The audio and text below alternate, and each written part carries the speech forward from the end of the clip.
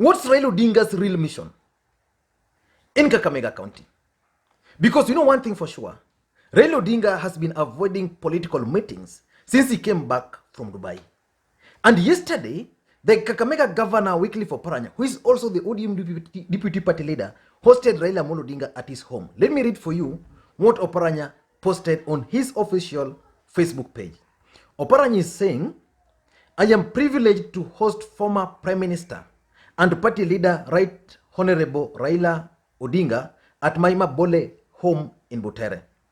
Baba landed here a short while ago, and I will have dinner with him before we have a consultative meeting to discuss issues of national importance.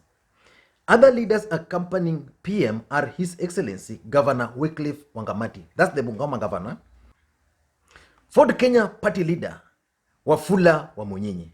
Remember, initially, Oparanya would have referred to Moses Wetangula as the party leader, but now he's acknowledging Wafula Wamunyinyi and Godfrey Otsotsi. In Western Kenya, we have three main political parties. We have ODM party, Oparanya. We have Ford Kenya, which is represented in this meeting by Wangamati and the party leader it's himself, Wafula Wamunyinyi, and ANC party, which is being represented in this meeting by Otsotsi. So what was the political objective of this particular meeting? Because Oparanya is continuing, tomorrow, Honorable Raila will address ODM MCS from Kakamega and other leaders at my home.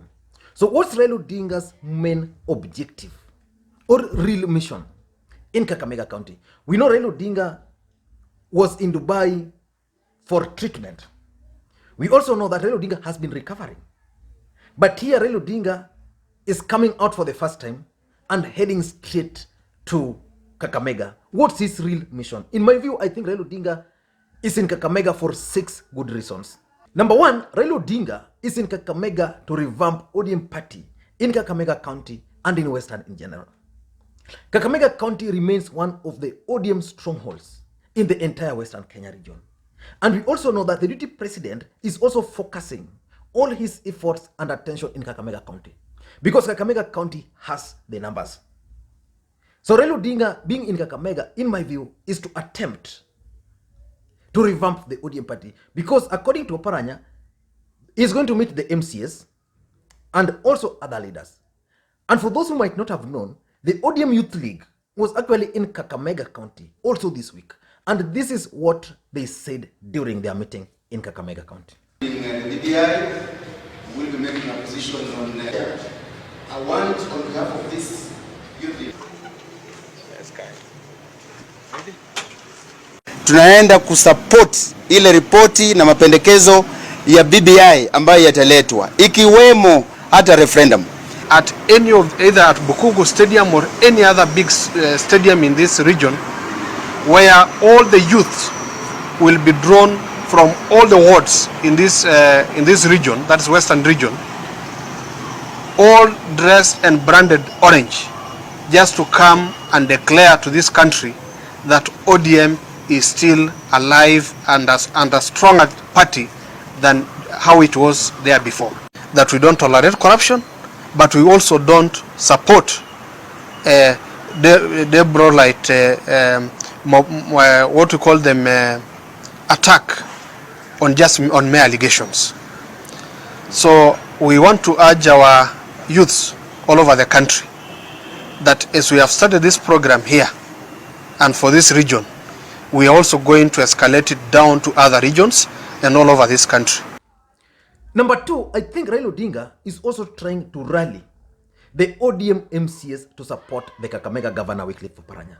For those who might not have known, Oparanya has been having issues with the MCS and the ANC MCS, because during the last election, ODM party messed big time in Kakamega. They fielded candidates, they rigged out other candidates, and most of those candidates decided to contest on other political parties, and eventually they won. And these guys have been giving Oparanya sleepless nights. And remember, the ODM Youth League, in one of their resolutions, they also announced that they will not allow anybody to interfere with the work of the Kakamega governor Wycliffe Oparanya, kwamba hatuungi ufisadi na mtu yote ambaye anahusika na ufisadi ni lazima zile agencies ambazo zinahusika ziweze kumchukulia sheria, na tunataka kuonya kabisa wale ndugu zetu minority, haswa MCS, haswa kutoka chama cha ANC, ambao wanaanza kuleta mchezo ya kusema kwamba kwa sababu wanaona ile record ya development ya mheshimiwa gavana wa Kakamega County, hata sasa wanataka kufanya impeachment. Tunataka kuwaambia kwamba huo ni mchezo na wasidhubutu. We are also here to warn the distractors and those schemers who hate what our deputy party leader has started. In 2 weeks' time, that report shall be unveiled. So, whichever way the report will be, as we have taken, we have already decided, as supporters of Baba and supporters of the president, we are not backing off. So I can't rule out the possibility that Raila Odinga is trying to rally the support of ODM MCS, because remember, the deputy president is also a very shrewd politician. He must cause havoc in the county assembly of Kakamega. And the one way of causing havoc is to cause chaos and to sponsor impeachment motions against Oparanya. Because remember, Oparanya is playing a very big role in Western Kenya politics. He's the spokesperson. He was just recently appointed as the spokesperson of the Western Kenya region when it comes to politics. So I think the ODM party leader is trying to rally the ODM MCS to rally behind Wycliffe Oparanya. Number 3 is the revenue allocation formula. The Senate has failed to resolve this stalemate. Kakamega County is one of the counties which is gaining. And the Kakamega senator is one of the senators who are opposed to the formula. Raila Odinga is calling for the original CRA formula. The president is pushing for the formula the way it was passed at the Senate.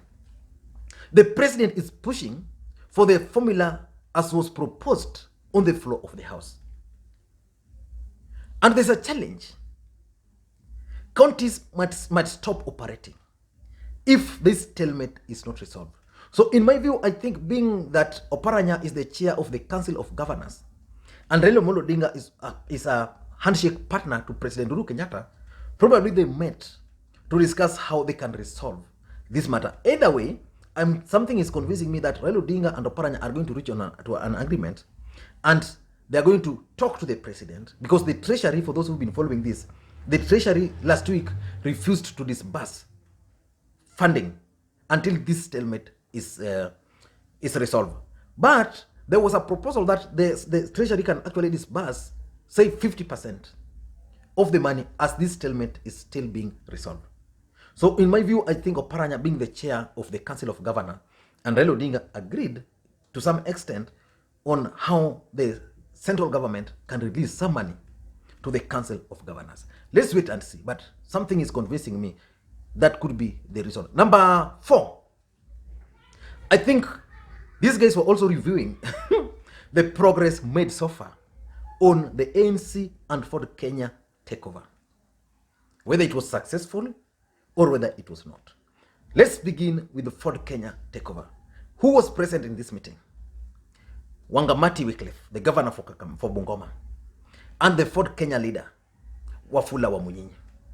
So what do you think the presence of these guys was supposed to achieve in this meeting? These guys discussed the issue of Ford Kenya. What about Otsotsi? Otsotsi has been giving Mudavadi hell. And the other day, Mudavadi party, in their own wisdom, decided to suspend party elections until after 3 years. And the courts ruled that cannot work. I mean, the registered political parties refused to accept those changes. And Otsotsi is insisting that ANC party must go for an election. And he also witnessed high-profile defections from ANC party. So what could be cooking in ANC party? So I think they discussed ways on how this ANC party can also be taken over. But for Kenya, the question then is Moses Wetangula still the party leader of ANC? Or is Wafula Wamunyinyi the party leader of ANC party? I mean, is Wafula Wamunyinyi still the Ford Kenya party leader? So those are the issues. And if the coup was not successful, how is Raila Odinga going to help them? Because in this country, everybody assumes that Raila Odinga is so powerful that whatever he says is being implemented in government. Number 5, I also strongly believe that these guys actually met also to counter Tanga Tanga. Because remember, William Ruto has focused in Kakamega County. And if you look at the entire Western Kenya region, it's only in Kakamega County where the deputy president has people you can call credible. Forget about Bungoma. It's only in Kakamega. Boni Alwale is credible. Boni Alwale can actually campaign and deliver. Even if he won't deliver votes, he can deliver in words. He's capable. And just on Saturday, we saw Boni Alwale organizing a very successful bullfighting competition in Kakamega. So, he's a Tanga Tanga guy. Talk of Ben Washiali. As much alijificha ile siku ya parallel rally, Ben Washiali is a bit credible when it comes to Western Kenya politics. He's been the majority whip at the National Assembly. And he's been elected almost the 3rd time. So he's very senior. He comes from Kakamega. And if you look at all these other Tanga Tanga guys, Kakamega County is actually where you can say they are trying so hard to do everything possible to win. Why are they doing that? The governor for Kakamega is outgoing. So they're seeing a chance of winning there. And if we won't have any regional government, then Oparanya is going to cling to the hope that probably after the election, he can be appointed a cabinet minister. So Oparanya will focus there. And again, Tanga Tanga are also hoping that Kakamega being a border can easily translate to some votes for them. And the fact that in the last election, ODM did not win majority MPs in Kakamega, despite the fact that Raila Odinga won the presidential elections. Because in the next election, numbers are going to matter. The number of members of parliament, the numbers you are going to get as a presidential candidate. So the deputy president has focused all his attention in Kakamega. And that's why after the last election, the deputy president decided to appoint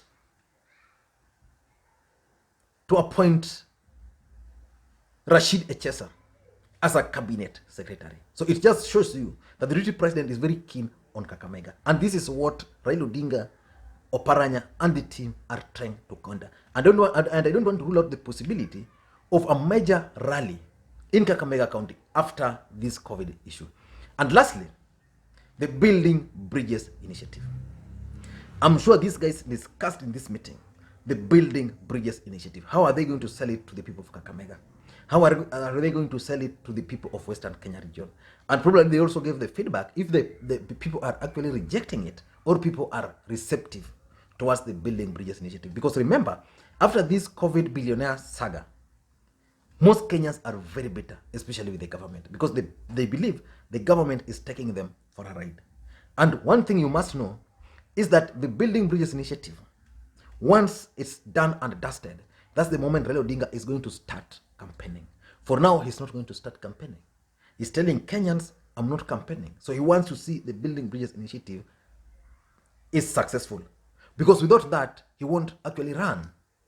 So I'm sure these guys discussed the Building Bridges Initiative. I don't know what you think, but that's my take. And if you're watching this video for the first time, please take a second or two and click the subscribe button, because on this channel, we analyze politics, and politics is what makes the world move. So just subscribe now, and to the subscribers, I want to continue thanking you guys for your continued support, because without that support, this channel cannot be where it is today. And of course, we focus on 3 main politicians, without fear, without favor, and without contradiction.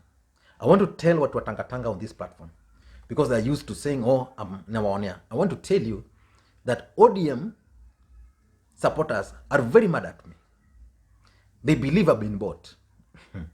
And the other day I was talking to a friend who was telling me, oh, you know, wale vijana, there are some of my friends, wale vijana wa mtaa wa Kibera, wale men in black. Some of them were saying, oh, kumbe Lia ameacha party. Because I say things the way they are. That's what we do here. but we only analyze current affairs. So it means if the deputy president is dominating the political scene, then we'll analyze him more. If Uhuru is dominating, then we'll analyze Uhuru Kenyatta more. If Raila is dominating, we'll analyze Raila Odinga more. And of course, we are also analyzing these other politicians, but not with the prominence we are giving those 3 politicians. So you guys just need to understand where we are coming from and where we are headed to. Thank you guys, and please may you enjoy your day.